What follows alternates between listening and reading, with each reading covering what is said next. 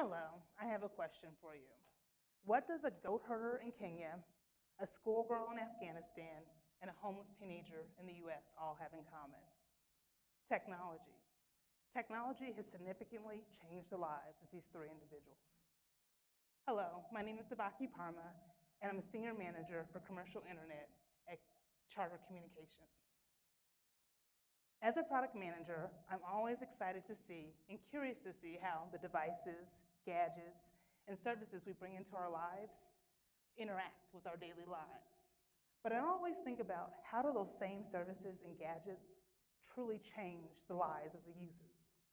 So I like to take you on a little trip around the world so we can see how these technologies have changed the lives of these users.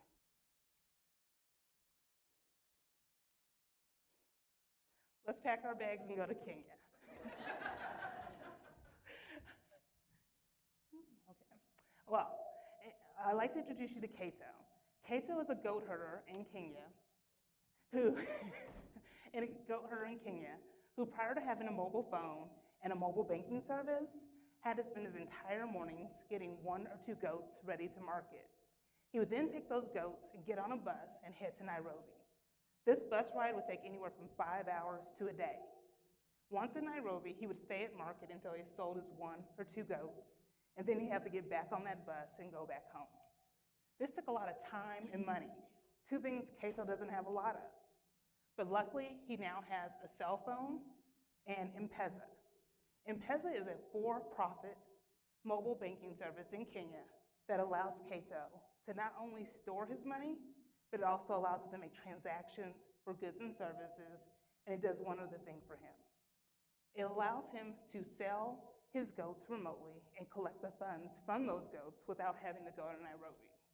So now, Kato still has to spend his mornings getting his goats together, but this time, he now gets to put them on a truck and send them to Nairobi.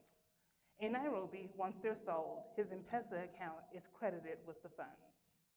With this new service in his cell phone, Kato now is able to spend more time with his family, and he's also able to send his children to better schools and build a better home for his family.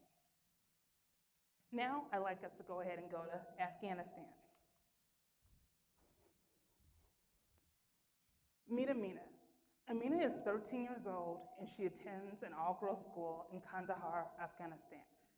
Her school, prior to becoming a member of One Child, One Laptop, had very rudimentary tools.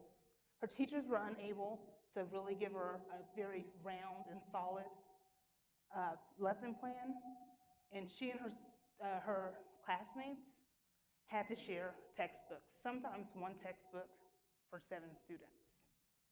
One Laptop Per Child is a non-governmental organization that has come into her school, and through their mission to empower and equip the poorest children in the world with laptops and technology, Amina and her classmates now have lesson plans from around the world. Also, through One Laptop, One Child, they have, in the partnership with the Afghanistan government, all of Amina's textbooks have been digitized. This means Amina and her classmates can take their textbooks home and really be able to dig deeper into their lesson plans, and they've also digitized several books, both in English and in Farsi. So this means that she now has access to the world of literature. Because of One Laptop, One Child, Amina or one of her classmates may be the next Steve Jobs. Now, let's go ahead and come stateside. In the United States, the internet has become an essential need. No, it probably doesn't trump food or housing, but it becomes pretty difficult to get a job, to find housing, find childcare, or even make a reservation at a homeless shelter or a soup kitchen.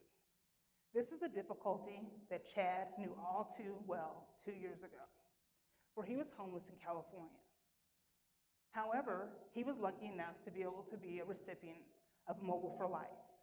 Mobile for Life is a nonprofit organization in California whose mission is to provide the essential need of the internet to the homeless population of the state. Through a partnership with Google and other Silicon companies, Chad has received a free smartphone and a specially tailored data plan for homeless people or people who are transitioning from homelessness. This, Chad accredits Mobile for Life for saving his life and also changing his life. The reason why he says that Mobile for Life has saved his life is last winter, a severe storm was coming in to the county he lives in. Mobile for Life sent an SMS text message to Chad and all of the Mobile for Life recipients to let them know that this storm was coming. Chad was planning on staying the night on the street that evening, but because he received that text message, he was able to go find shelter and stay out of harm's way. Chad has also used his cell phone to find a part-time job and an apartment, so he is no longer homeless today. I hope these 3 stories inspire you because they've inspired me. As members of the cable industry and telecommunications industries, we have amazing technologies at our fingertips.